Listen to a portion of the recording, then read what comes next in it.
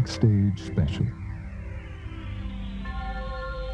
Howdy, I'm Jimmy Roach, and tonight we'll meet one of the finest bands ever to come out of Canada, Rush. When Rush was formed in Toronto, the lineup had Geddy Lee on bass and vocals, Alex Lifeson on guitar, and John Rutsey was the drummer. This threesome recorded the first Rush album, but just as they were preparing to tour the U.S. for the first time, John became ill, and a replacement had to be found quickly. The man who took over on the drums was Neil Peart, and ever since, he's been a vital part of the group's success. In addition to drumming, Neil writes most of the lyrics for Rush. I try not to draw from particular experiences, really, because I think they're awfully subjective, and I don't think it's really fair to write a letter to yourself at other people's expense, I guess. And I prefer to write about things that are important to me, certainly. That's the first priority, because I have to be excited enough about the idea to want to put all that work into it. But I like to write about something that I hope is going to be a shared experience, at least to not necessarily everyone in the world, obviously, but a small number of them who are the same as me. Those are the people that I guess I'm writing for. You know, I try to find something that I've learned from, or something that I think is very significant, and translate that into terms that are relatable, you know, in a universal sense. Many songwriters say that they need absolute solitude in which to create. Still others must work in a special room. Others say they can't write while on tour because of all the distractions. But Neil Peart doesn't buy any of it. I think that's a cop-out to a large degree. It's more difficult to work on the road, certainly. And especially as we play longer times on stage now, we play 2 hours, and between sound check and so on, there isn't much time left for just hacking around it with musical ideas. We discipline ourselves and say, it's getting close to album time, we have to start writing. After dinner, we eat dinner at the hall with the crew at 6 o'clock, and then we'll get together for an hour in the tuning room afterwards and work on ideas. I tell myself, look, tonight you're not going to party, you're going to your room, you're working on lyrics. And fine, I go and do it, you know, because I want it done, not because I have to do it, because I want it done, you know, period. And I think that's the only way to do it, you know, you just say, look, it's got to be done, I'm going to do it. There's a song from our 2112 album, it's an older song, but we've just begun playing it live for the first time on this tour, which was kind of interesting to do, take an older song and revitalize it. And I know our audience really appreciated it, and we got a lot of banners during the last tour of people that wanted to hear it. So we thought, yes, that would be fun to play. It's called A Passage to Bangkok.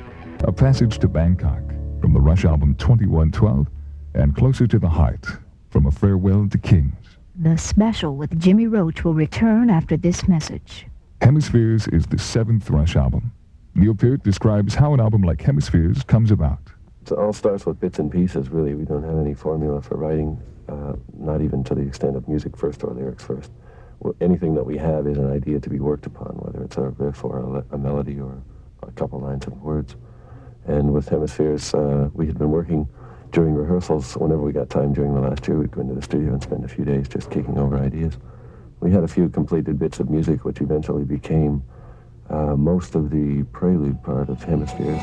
Trees was one of the songs that came about lyrically first, and the actual music was written when we were in Wales last year recording the Hemispheres album. And it's kind of an interesting song. I think it's a bit humorous and certainly tongue-in-cheek, and it takes a look at the way the world would be if trees acted as foolishly as people do. One of the most difficult aspects of performing is the loneliness that can come from constant traveling, especially if you have a family. You mentioned a couple factors there that are very important. First of all, having a family to begin with, I think. Even if they're not there, even if you haven't seen them for a month or two, they're there, you know, and I think that does make a great degree of difference. I have a home that I can always think about. In a part of my mind, that home exists, and my lady and my child, that always exists. Even if I'm not there, I have that to think about and feel good about. And we have an entourage of almost 25 people, all of which are friends. We're traveling all over the place, and we're away from home almost all the time, but we do have our best friends with us, because we don't have the kind of social life that a person like you would have, where your best friend lives around the corner. We're in different hotel rooms, you know, but we are our best friends, and we go visit each other just as you would go visit your friends. It's just a mobile social scene, you know, and that is a very firm thing, where you can go visit your friend anytime. You work with your friends, and they remain your friends. That's, I guess, an important factor, too. That's In the Mood, from the first Rush album, released in 1974. Before that, Trees and Prelude, from Hemispheres. Jimmy Roach and the special will be back in a moment. Many of the members of today's major bands have gotten into releasing solo albums in addition to their group efforts.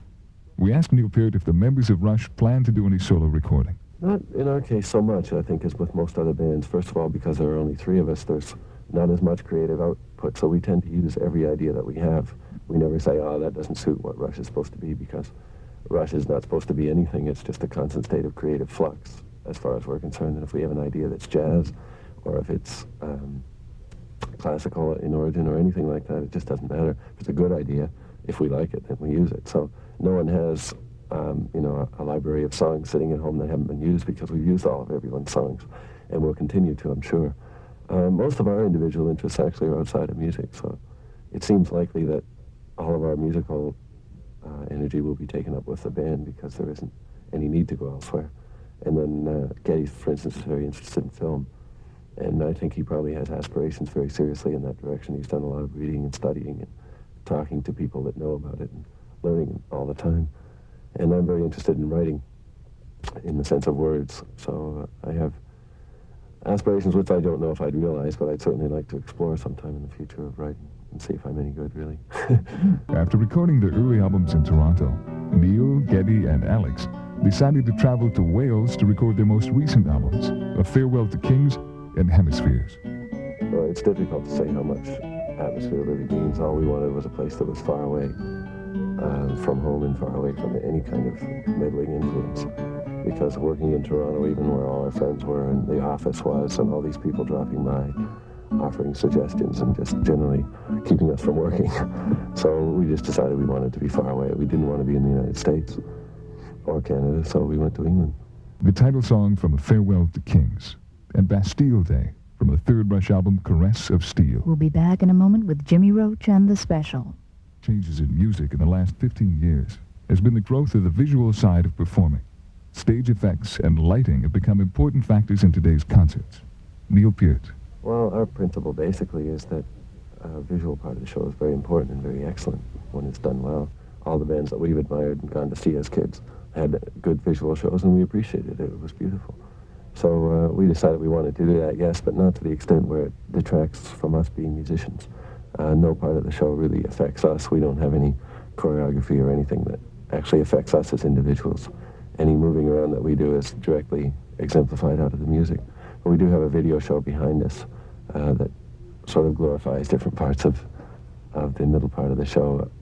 Parts from the last album, The Story of Hemispheres, and Cygnus X1, its predecessor, are both sort of decorated here and there with bits of film, which to us it's just a tremendous bonus. You know, it doesn't affect the music, it doesn't make us sound better, but it does add another sense to the whole aura of the concert. I have several unrealized ambitions, actually, that only having one life has limited me to.